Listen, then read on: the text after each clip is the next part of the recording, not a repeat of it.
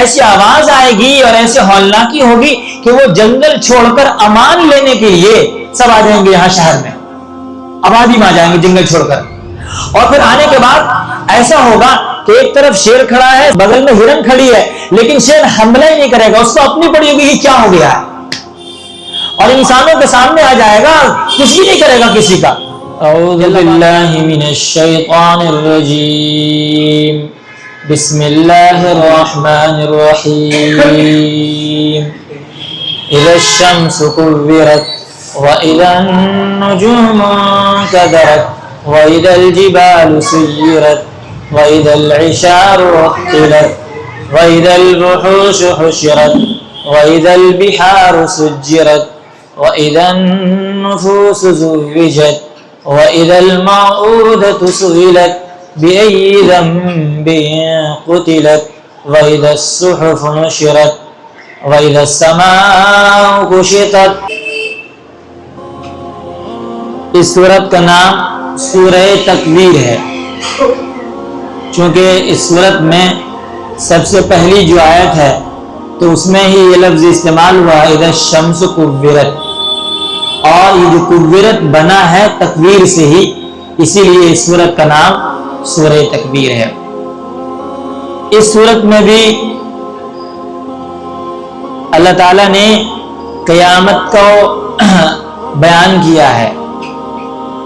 اس سے پہلے جو سورت ہے یعنی سورہ عبس، تو اس میں اللہ تعالیٰ نے قیامت کو بیان کیا تھا، لیکن اس میں انداز کچھ اور تھا، اور اس میں انداز کچھ اور ہے. اس سے پہلے سورہ نازعات ہے، اس میں بھی انداز کچھ اور، اس سے پہلے سورہ نبا ہے، اس میں بھی انداز کچھ اور. یعنی مختلف صورتوں میں قیامت کو بیان کرنے کا انداز الگ الگ ہے.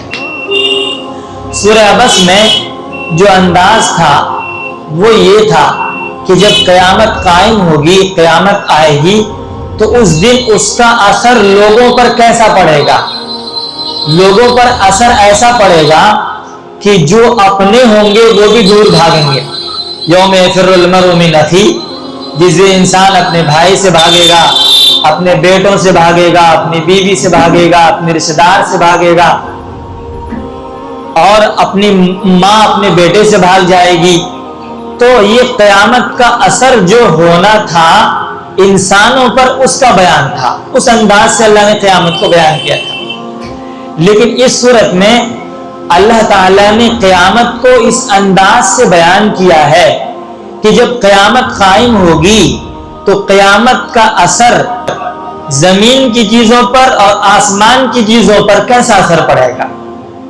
چونکہ یہاں سے لے کر وہاں تک پوری کائنات ہے، آسمان کے اوپر بھی چیزیں ہیں اور آسمان کے نیچے چیزیں ہیں، زمین کے اندر ہے، زمین کے اوپر ہم رہتے ہیں. تو آسمان اور زمین، ان دونوں کے درمیان میں اور اوپر اور نیچے ان جو تمام چیزیں ہیں جن کا تعلق زمین سے ہے یا آسمان سے ہے، تو قیامت کے دن ان چیزوں پر کیسا اثر پڑے گا، اسے اللہ پاک نے بیان فرمایا. یہ جو سورت ہے اس کا نام سورہ تکویر ہے. اللہ کے نبی صلی اللہ تعالی علیہ وسلم نے ارشاد فرمایا تھا، جب سیدنا صدیق اکبر رضی اللہ تعالیٰ نے پوچھا یا رسول اللہ آپ پر بڑھاپے کے آثار نظر آ رہے ہیں، یعنی آپ بوڑھے ہو گئے، تو آپ علیہ السلام نے فرمایا ابو بکر شیبتنی ہود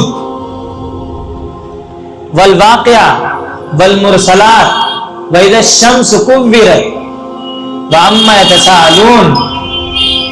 اور کما قال علیہ السلام، آپ نے فرمایا ابو بکر مجھے سورہ ہود نے، سورہ قیامہ نے، سورہ اذا الشمس کورت نے، سورہ نبا عما یتساءلون نے اور سورہ مرسلات نے بوڑھا بنا دیا. ان صورتوں میں جو قیامت کی ہولناکیوں کا تذکرہ ہے، تو ان ہولناکیوں میں غور فکر کرتے کرتے کرتے میرا بڑھاپا آ گیا، اور غم اور ٹینشن کی وجہ سے بڑھاپا جلدی آتا ہے. ابن ماجہ شریف میں روایت ہے، اللہ کے نبی صلی اللہ علیہ وسلم نے ارشاد فرمایا الہم نصف الحرمی، یہ جو غم ہے، ہم ہے، ٹینشن ہے، یہ آدھا بڑھاپا ہے. آدھا بڑھاپا اس کی وجہ سے آ جاتا ہے. یہ وجہ ہے کہ اللہ کے نبی صلی اللہ علیہ وسلم نے ہم اور غم سے حزن سے پناہ مانگی ہے. آپ علیہ السلام نے دعا مانگی اللہم انی اعوذ بک من الہم والحزن، اے اللہ میں پناہ لیتا ہوں آپ کی حزن سے، غم سے، والہم اور ہم سے. دیکھیں قرآن و حدیث میں ہم اور غم، ٹینشن کے لیے 3 طرح کے الفاظ استعمال ہوئے ہیں. ایک لفظ استعمال ہوتا ہے حزن، اور ایک لفظ استعمال ہوتا ہے ہم، اور ایک لفظ استعمال ہوتا ہے غم. تینوں میں کچھ فرق ہے. حزن کہتے ہیں انسان کو گزرے ہوئے زمانے کی کسی مصیبت کی وجہ سے یا کسی حالت کی وجہ سے ٹینشن آ جائے، اس کا نام حزن ہے. جیسے کسی کی امی کا انتقال ہو گیا یا کسی کی بیوی کا انتقال ہو گیا تھا اور 2-4 مہینے کے بعد اچانک اسے یاد آ جاتی ہے اور اسے ٹینشن ہو جاتا ہے، تو اسے کہتے ہیں حزن. گزشتہ زمانے میں ایسا ہوا، ماں کا یا بیوی کا انتقال ہو گیا تھا، اسے حزن کہا جاتا ہے. اور ایک ہے غم.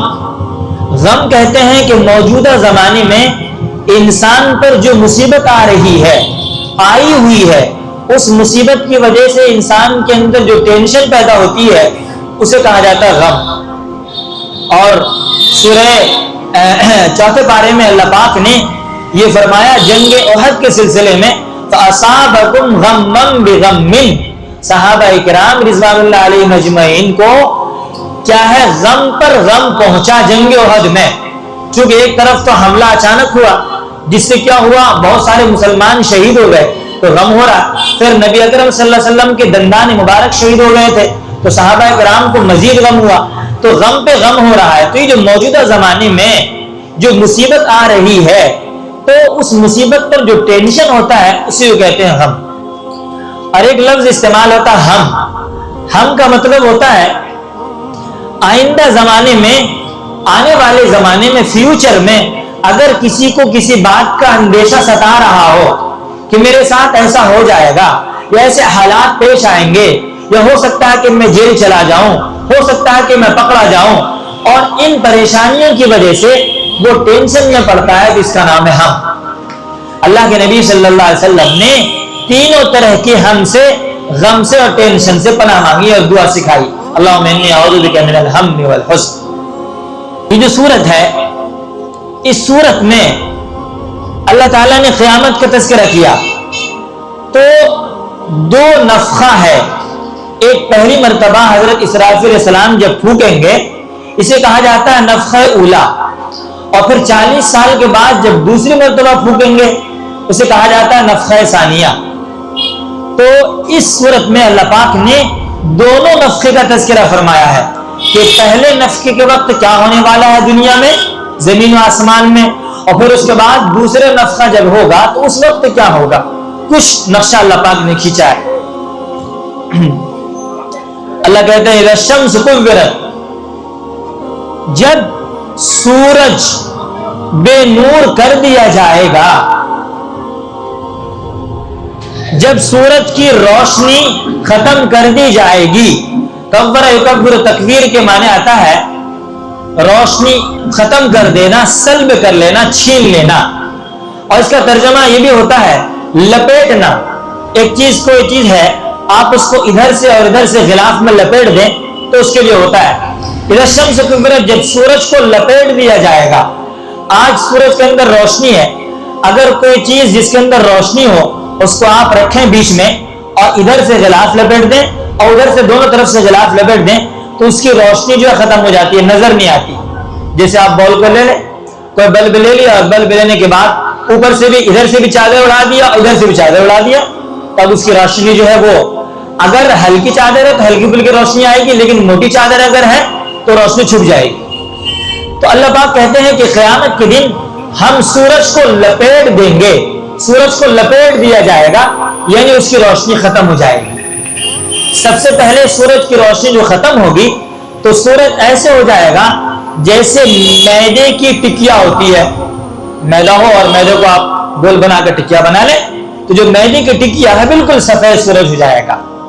پھر بعد میں یہ کریں گے، روشنی ختم کرنے کے بعد اللہ تعالیٰ سورج کو توڑ پھوڑ دیں گے اور پھر بعد میں جہنم میں ڈالیں گے۔ اس کا تذکرہ اللہ پاک نے فرمایا ہے سورہ رحمان وغیرہ میں۔ تو یہ شمس کورت، جب سورج کی روشنی ختم کر دی جائے گی، سورج کو لپیٹ دیا جائے گا۔ آپ سوچیں سورج کتنا بڑا ہے۔ یہ جو ماہرین فلکیات ہے، آسمانی چیزوں سے جو لوگ تعلق رکھتے ہیں اور مہارت رکھتے ہیں، وہ اس بات کو بتاتے ہیں کہ سورج اس زمین سے کئی لاکھ گنا بڑا ہے۔ آپ سوچیں سورج جب اتنا بڑا ہے تو سورج کے ساتھ یہ ہوگا تو پھر جو سورج سے چھوٹا ہے اس کے ساتھ کیا ہونے والا ہے؟ اذا الشمس کورت، پھر آگے کہا اللہ پاک نے وَإِذَا النُّجُومُ انْكَدَرَتْ، اور جب ستارے ٹوٹ ٹوٹ کر گر پڑیں گے، ستارے ٹوٹ ٹوٹ کر گر پڑیں گے۔ دیکھیں دنیا مانتی ہے کہ سورج زمین سے بڑا ہے، اور بعض ستاروں کے بارے میں دنیا کہتی ہے کہ وہ سورج سے بھی بڑا ہے۔ اور یہاں ایک دو ستارہ نہیں بلکہ جتنے تارے اور ستارے ہیں سب ٹوٹ ٹوٹ کر گر پڑیں گے، اور سب کہاں گریں گے؟ اوپر ہے تو سب نیچے گریں گے۔ ہولناکی کا اندازہ لگائیں۔ وَإِذَا النُّجُومُ انْكَدَرَتْ، اور جب ستارے ٹوٹ ٹوٹ کر گر پڑیں گے۔ وَإِذَا الْجِبَالُ سُيِّرَتْ، اور جب پہاڑوں کو چلا دیا جائے گا۔ آج دنیا میں زلزلہ آتا ہے، بڑے بڑے زلزلوں میں بڑی بڑی عمارتیں گر جاتی ہیں، لیکن پہاڑ گرتا نہیں ہے۔ پہاڑ کا نقصان کچھ ہوتا، ہلکا پھلکا ہل جائے تو ہل جائے، لیکن پہاڑ اتنا مضبوط ہے کہ زلزلوں کی وجہ سے عام طور پر پہاڑ کا نقصان نہیں ہوتا۔ کسی کی مضبوطی کو تشبیہ دینا چاہتے ہیں تو ہم کہتے ہیں کہ فلاں پہاڑ کی طرح مضبوط ہے، فلاں کا دل پہاڑ جیسا ہے، فلاں پہاڑ کی طرح مضبوط ہے۔ تو پہاڑ کی مضبوطی بالکل مسلم ہے، سب مانتے ہیں، لیکن اس دن یہ عالم ہوگا کہ یہ پہاڑ چلیں گے۔ آج کے زمانے میں یہ ہمارے یہاں گاڑیاں چل رہی ہیں، بسیں چل رہی ہیں، ٹوٹو رکشا، یہ ساری چیزیں چلتی ہیں، لیکن پہاڑ کو کبھی چلتے ہوئے لوگوں نے دیکھا ہے؟ نہیں۔ لیکن اس دن کی ہولناکی ایسی ہوگی کہ پہاڑ بھی چلتے پھریں گے۔ اور قرآن کریم میں فرمایا اللہ پاک نے دوسری جگہ وَتَكُونُ الْجِبَالُ كَالْعِهْنِ الْمَنْفُوشِ، پہاڑ جو ہے دھنی ہوئی رنگین اون کی طرح ہو جائیں گے۔ یعنی جس طرح یہ اون ادھر ادھر جب دھنا جاتا ہے تو روئی جو ہے اس کا روئی اڑتی ہے، ویسے ہی پہاڑ اڑتے پھریں گے ادھر ادھر یہاں وہاں۔ وَإِذَا الْعِشَارُ عُطِّلَتْ، اور جب 10 ماہ کی گابھن اونٹنیاں آزاد پھریں گی۔ عرب میں یہ جو اونٹنیاں ہوتی تھی بہت ہی بہترین سمجھی جاتی تھی اور ان کا قیمتی مال سمجھا جاتا تھا۔ عرب اونٹ کا گوشت کھاتے بھی تھے، اونٹ پر سواری بھی کیا کرتے تھے، اونٹنے کا دودھ بھی پیا کرتے تھے، تو بہت سارے کام میں اونٹ آیا کرتا تھا۔ مطلب یہ ہے کہ ان کو بہت زیادہ محبوب تھا۔ لیکن جب قیامت قائم ہوگی تو اور خاص طور سے جب اونٹنی بچہ دینے کے وقت میں آ جائے تو اس وقت عرب والے زیادہ ان کا خیال کرتے تھے کہ اب بچہ پیدا ہونے والا ہے، لہذا بہت ہی زیادہ محتاط رہتے تھے اور کوشش یہ کرتے تھے کہ اونٹنی کھڑے کھڑے بچہ دے دے۔ اور ان کے یہاں گمان تھا کہ اگر اونٹنی کھڑے کھڑے بچہ دے دے تو بچہ ٹھیک رہتا ہے، ورنہ مرنے کا خطرہ ہوتا ہے۔ تو یہ بہت خیال رکھتے تھے، اونٹنیوں کا خیال بہت رکھا جاتا تھا۔ لیکن قیامت کے ہولناکی کی وجہ سے جب قیامت آئے گی تو ان کا جو محبوب مال ہے یعنی اونٹ اور اونٹنیاں آزاد پھریں گی، ان کو خیال نہیں رہے گا کہ یہ میری اونٹنیاں ہے۔ اور گابل اونٹنیاں جن سے ہم اتنا پیار کیا کرتے تھے، جن کو ہم محبوب سمجھتے تھے، اپنا قیمتی مال سمجھتے تھے، کوئی فکر نہیں ہوگی۔ یہ ہولناکی ہے قیامت۔ آگے اللہ تعالیٰ کہتے ہیں وَإِذَا الْوُحُوشُ حُشِرَتْ، اور جب وحشی درندے یہ جمع کر دیے جائیں گے، جیسے جنگلی جانور ہے، شیر، چیتے، بھیڑیے، باغ، بڑے بڑے اژدہے، ایسی آواز آئے گی اور ایسے ہولناکی ہوگی کہ وہ جنگل چھوڑ کر امان لینے کے لیے سب آ جائیں گے یہاں شہر میں، آبادی میں آ جائیں گے جنگل چھوڑ کر۔ اور پھر آنے کے بعد ایسا ہوگا کہ ایک طرف شیر کھڑا ہے، بغل میں ہرن کھڑی ہے، لیکن شیر حملہ ہی نہیں کرے گا، اس کو اپنی پڑی ہوگی کہ کیا ہو گیا ہے، اور انسانوں کے سامنے آ جائے گا، کچھ بھی نہیں کرے گا کسی کا۔ یہ اللہ پاک نے فرمایا وَإِذَا الْوُحُوشُ حُشِرَتْ، اور جب وحشی جانور جمع کر دی جائیں گے۔ وَإِذَا الْبِحَارُ سُجِّرَتْ، اور جب سمندروں میں آگ لگا دی جائے گی. آپ اندازہ لگائیں. آج تو یہ ہوتا ہے کہ آگ کو پانی سے بجھا دیا جاتا ہے، لیکن اب معاملہ قیامت کے دن ایسی ہولناکی ہے کہ معاملہ الٹ ہے کہ پانی میں آگ لگا دی جائے گی. سوال یہ ہوتا ہے کہ دنیا میں تو ہم یہی دیکھتے آ رہے ہیں کہ آگ سے پانی کو بجھایا جاتا ہے، اور یہاں معاملہ الٹا ہو رہا ہے کہ ہاں سمندر میں ہی آگ لگا دی جائے گی، یعنی پانی میں آگ. سمجھ میں آنے والی بات نہیں. عقل تو کہے گی کہ بھائی یہ تو عقل میں آنے والی بات نہیں ہے، لیکن جس اللہ نے سمندر کو بنایا ہے وہ اللہ قادر ہے اس بات پر. اور دلیل یہ ہے کہ مثال کے طور پر پانی ہے سیال. سیال کا مطلب بہنے والا. دنیا میں اور بھی چیز ہے جو بہنے والی ہے لیکن اس میں آگ لگتی ہے. جیسے آپ دیکھ لیں کراشن تیل، پیٹرول، وہ بھی پانی کی طرح بہنے والا ہوتا ہے، پانی کی طرح بہایا جاتا ہے اس کو، لیکن آپ اس کے اندر اللہ پاک نے تاثیر رکھی ہے جلنے کی. تو جو اللہ اس سیال کے اندر جلنے کی طاقت رکھ سکتا ہے وہ اللہ پانی کے اندر بھی اس وقت پیدا کر دے گا اور سمندر میں آگ لگا دی جائے گی. یہ بات پرانے زمانے میں لوگ جو ہے سمجھتے نہیں تھے. بہت مرتبہ اسلام پر اعتراض کرتے تھے، ایسا کیسے ہو سکتا ہے، یہاں پر تو آگ ہو، اوپر سے پانی ڈالا جائے گا تو اس کے بعد جو ہے فطری طور پر آگ بجھ جاتی ہے، کتنوں ہی آگ ہو لیکن پانی کی وجہ سے بجھایا جاتا ہے، یہ کیسے ہو سکتا ہے. تو دنیا میں جتنے سارے عقل کے پجاری لوگ تھے وہ اس طرح کی بات کیا کرتے تھے اور اسلام پر، قرآن پر اس طرح کا اعتراض کرتے تھے. لیکن سائنسدانوں نے اس بات کو دنیا کے سامنے پیش کر دیا کہ سمندر کے نیچے آگ ہے. جانتے ہیں کہ نہیں؟ آپ سوچیں، آپ سمندر کے نیچے آگ ہے تو مطلب اوپر پانی اور نیچے آگ. تو پانی اوپر ہے اور نیچے آگ ہے. تو جو اللہ ایسا کر سکتا ہے کہ نیچے آگ ہے اور اوپر پانی کو برقرار رکھ سکتا ہے، وہ اللہ ایسا بھی کر سکتا ہے کہ پانی میں پانی کو جلا دے. وَإِذَا الْبِحَارُ سُجِّرَتْ، اور جب سمندروں میں آگ لگا دی جائے گی. ذرا آپ سوچیں، سمندر میں آگ لگائی کیسا بھیانک منظر ہوگا. وَإِذَا النُّفُوسُ زُوِّجَتْ، اور جب جانوں کے جوڑے لگائے جائیں گے.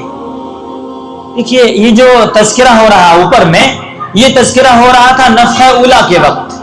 اسرافیل علیہ السلام پہلی مرتبہ سور پھونکیں گے تو یہ ہوگا. اب جو دوسری آیت ہے وَإِذَا النُّفُوسُ زُوِّجَتْ، اور جب جانوں کے جوڑے لگائے جائیں گے، یہ نفخہ ثانیہ کے وقت ہوگا، یعنی جب دوسری مرتبہ سور پھونکیں گے تو یہ ہوگا. کیا مطلب؟ جانوں کے جوڑے لگا دیے جانے کا مطلب کیا ہے؟ اس کا مطلب یہ ہے کہ جو مسلمان ہیں وہ مسلمان کے ساتھ، جو کافر ہے وہ کافروں کے ساتھ. جوڑے کا مطلب یہی ہے.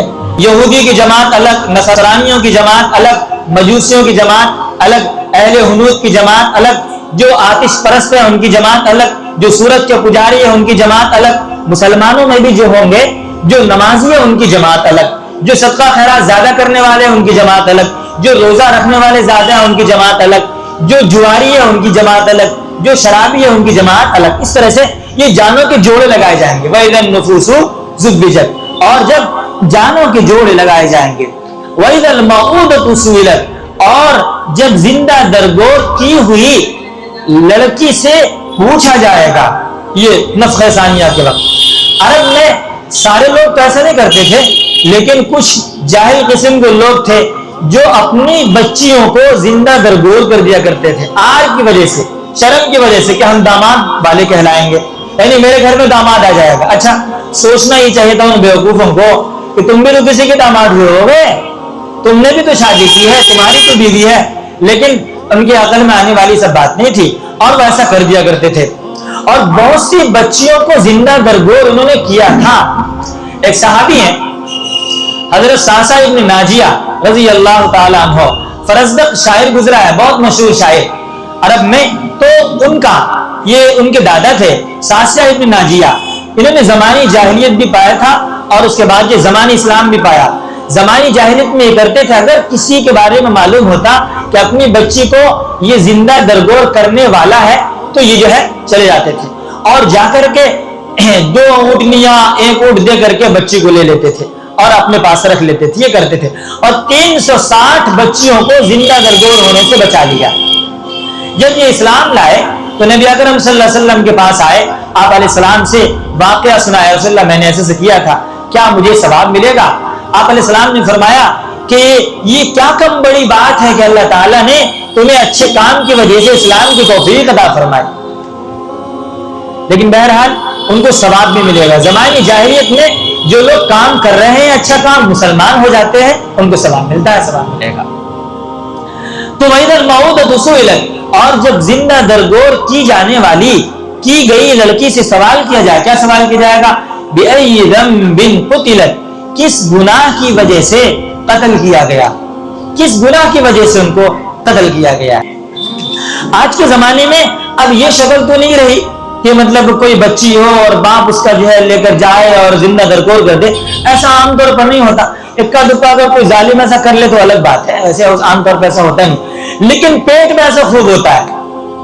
ڈاکٹر سے پوچھ جاتا ہے کہ لڑکا ہے کہ لڑکی ہے، اب معلوم ہوتا ہے لڑکی ہے تو اس کو یہ گرا دیا جاتا ہے۔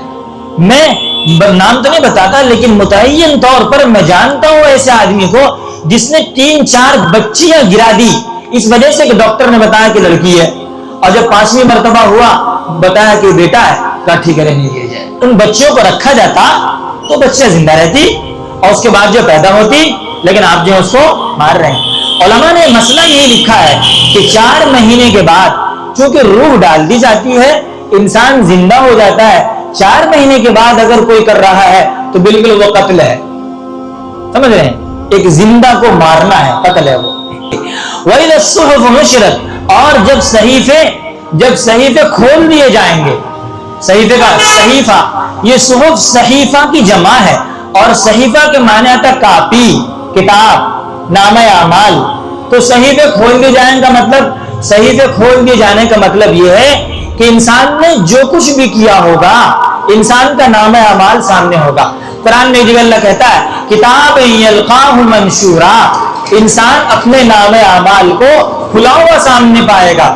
اور ایک جگہ اللہ پاک نے فرمایا یوم تجد کل نفس ما عملت من خیر محضرا، ہر شخص جو انسان نے کیا ہے وہ موجود پائے گا، چاہے وہ اچھا ہو چاہے برا ہو۔ ایک جگہ اللہ کہتے ہیں ما لہذا الکتاب لا یغادر صغیرۃ ولا کبیرۃ الا احصاها، وہ کفار مشرکین یہ کہیں گے اس کتاب کو کیا ہو گیا، کیسی کتاب ہے اس کتاب، یہ کتاب تو نہ تو کوئی چھوٹا کام چھوڑتی ہے اور نہ کوئی بڑا کام چھوڑتی ہے، یعنی تمام کاموں کا احاطہ کیا ہوا ہے، ہر کچھ اس میں لکھا ہوا ہے۔ اور یہ بات یقینی ہے کہ نامہ اعمال میں سب کچھ لکھا رہے گا، اچھا عمل بھی لکھا رہے گا، برا عمل بھی لکھا رہے گا۔ البتہ جن برے اعمال سے انسان نے توبہ کر لیا ہے تو وہ تو مٹ جائیں گے، باقی توبہ نہیں کیا ہے تو وہ لکھا رہے گا۔ آگے اللہ تعالیٰ کہتے ہیں وَإِذَا السَّمَاءُ كُشِطَتْ، اور جب آسمان کا کھال اتار لیا جائے گا، جیسے جانوروں کا کھال اتار لیا جاتا ہے تو اس میں گودا نظر آتا ہے، پھر گوشت پوش نظر آتا ہے، ویسے آج جو آسمان نظر آتا ہے ہمیں، یہ آسمان نیلگوں ہے، نیل کلر کا نظر آتا ہے، یہ اوپر میں کھال ہے، لیکن جب اس کے کھال کو اتار لیا جائے گا تو پھر آسمان سرخ گلاب کی طرح نظر آئے گا۔ قرآن نے سورہ رحمان میں فرمایا فَقَانَتْ وَرْدَةً كَالدِّهَانِ، وردہ کے معنی گلاب کا پھول، کہ پھر گلاب کے پھول کی طرح آسمان نظر آئے گا۔ پہلے اللہ تعالیٰ آسمان کے کھال کو نکال لیں گے اور پھر آسمان کے کھال نکال کر جب آسمان لال ہو جائے گا تو اس کے بعد توڑ پھوڑ کے تباہ و برباد کریں گے قیامت کے دن۔ وَإِذَا السَّمَاءُ كُشِطَتْ، اب اندازہ لگائیں یہ قیامت کی ہولناکی ہے۔